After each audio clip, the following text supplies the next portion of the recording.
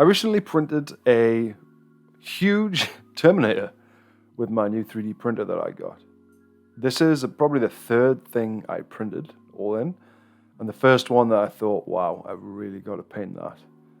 So yeah, I just wanted to go ahead and put a little video together to show you how big it is, how cool it is, and how I went about painting it. If you have a look in the description, I'll include a few words that might help you find the model for this awesome person in some kind of exoskeleton.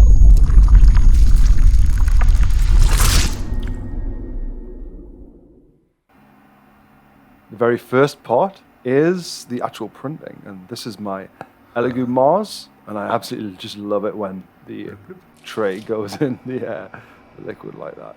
Kind of doesn't get old for me. Here it's starting to come out. That's probably about 4 hours in right there. And this is how it looks in the end. This is cured and glued. I did have to chop some of the belt in order to get it to actually, what's the word, to stick on.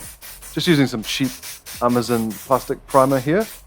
And that's just to give it a nice even coating for the paints to adhere to very well. I got myself a new airbrush because my other ones seem to clog to the point of disrepair. And here I'm doing something called zenithal highlighting, and you're basically hitting it with white from above. And this really brings out the sort of detail and the geometry of the model. So you're kind of pre-shading it. You're not shading after the fact, you're kind of shading it beforehand. So getting some nice, and you can see already on that knee pad, there's a lot of white there on the top of it, and that really comes out well later. Here, hitting it with some brown from underneath. You can use black or other dark colors. I find things come out a bit too dark if you just use black, so I'm just going for brown here, as that's a kind of natural shade color for red, as you'll see later on. A few spots and things here and there, which is kind of not the end of the world.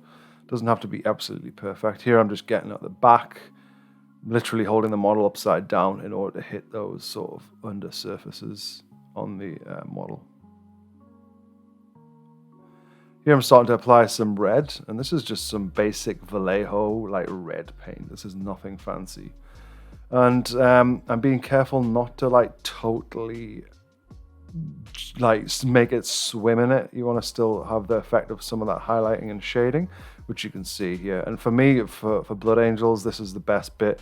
It's putting orange highlights on, and here you're just very subtly, just like, you can see the moisture of it there. It sort of gets shiny as the paint goes on, and you're basically just making those nice, like really warm, glowing areas on those red spots, and it really makes the red come alive, I think. Here I'm just hitting it on the glove, giving it a bit more. I was worried here. I thought, am I going a bit over the top? Is it going to sort of dribble? But it didn't. It was fine. Getting a bit more on the top there. If you're doing it very gently, you know, just do a few sort of spray times. Here I'm putting some white on, and this is, to be honest, the fiddliest part of it is just like staying in the lines as much as possible with the white. We are going to be using a wash and things like that on it afterwards, so that is going to hide some sins, to be honest. Once the white's dried, get your metallic colors on there. I hadn't shaken this one particularly well, and it didn't go on very well. I'm using Vallejo Liquid Silver and Liquid Gold here. They're my favorite metallic paints. You can see how much I've gone over on the eagle, to be honest, but that'll be sorted later. Here I'm getting some of that kind of plastic tubing that exists inside the suits, just trying to, you know, no stone unturned. If I can get a brush in there, I'll put some paint on it. And here we have the first sort of wash going on, and I kind of just, I used a wash mixed with some contrast medium from Citadel, just to create my own liquid that would go in all the crevasses and things like that, and create natural-ish shading. You'll see here that I've kind of put a bit too much on, but that's no problem. You can actually use your brush to wick it away. So I'm basically drying it on my hand here and then wicking it away. Like, nothing to panic about there.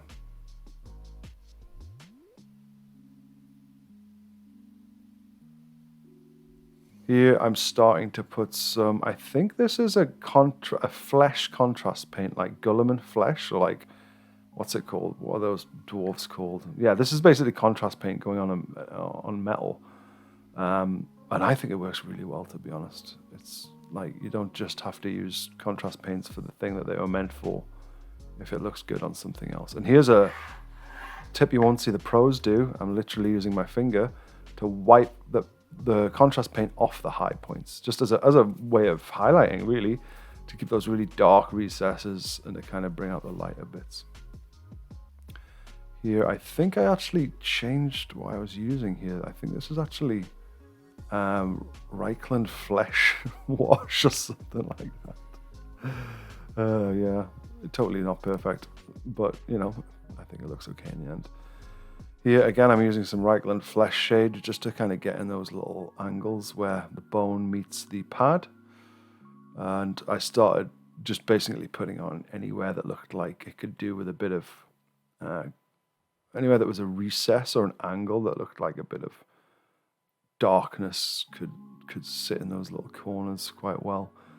And like, as you can see, this is not very advanced techniques or anything. It's like kind of most bang for your buck, I think. Just using washes and things as much as possible. So that's how it's looking so far. Pretty happy with that so far. So here I was actually going to use the one on the right first as some edge highlighting, but it ended up just being like too watery, so I went for the one on the left. And here I'm just dry brushing some edges, maybe a bit too much on there.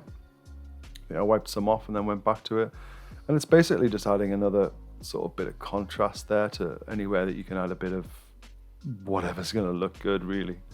Some people only do dry brushing from above, so it's like highlighting, but I think sometimes just coming in at all angles can look quite good as well.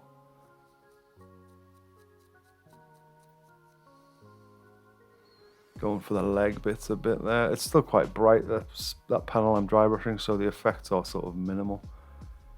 Here you can see how that looks after a bit of dry brushing. We've done the feet and the fists and everything, I think. Yeah, you can see the knuckles have started to get some. It looks quite good. Here I'm going for the eyes.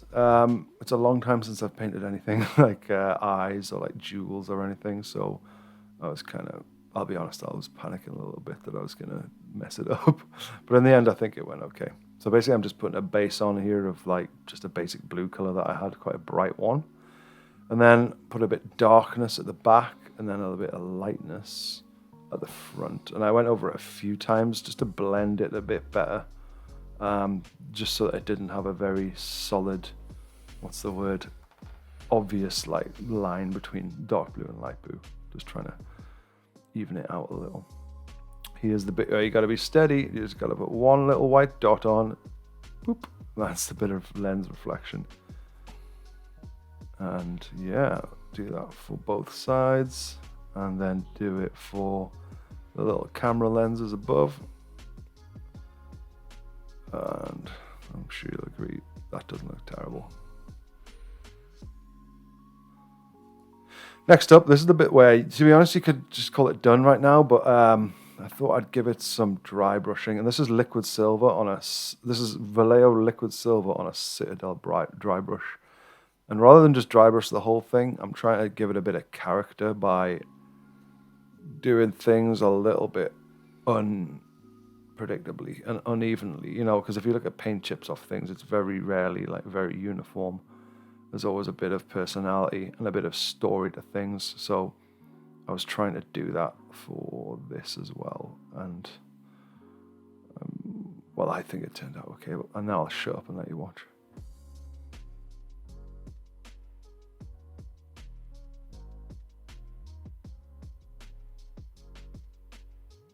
I think particularly on the fingers it works well there, where I've just jabbed it. Like, you don't often see people dry brushing like that. But it looks good. It looks like, you know, they've gone to grab something and it's chipped some paint off or something. I deliberately did with their fingers like that because, you know, you could feasibly be manipulating things with the fingers more, so you might get more chips on there.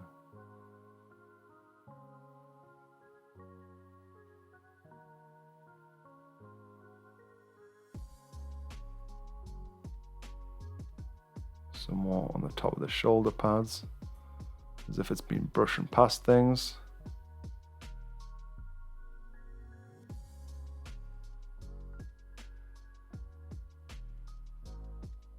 It was really starting to get dry, the brush at this stage. Just doing some last little bits with the last dregs of silver. And now I've got some Vallejo, I think it's called liquid, gloss varnish. Yeah, basically just putting some gloss varnish in there, in the eyes, just to sort of give them that final bit of shine that they ended up having. And there we go, the model's complete. I didn't show it, but I put some wet blending on the hosing underneath the suit, like in the crotch and at the knees. And I also blitzed some Nuln oil on the gun, just for a very simple finish. Here he is next to a normal sized Terminator. Thanks for watching the video. Let me know if you've enjoyed this content, and I might print some more cool things and then paint them as well. Okay, thanks for watching Peacetime Painting. Take care of yourselves.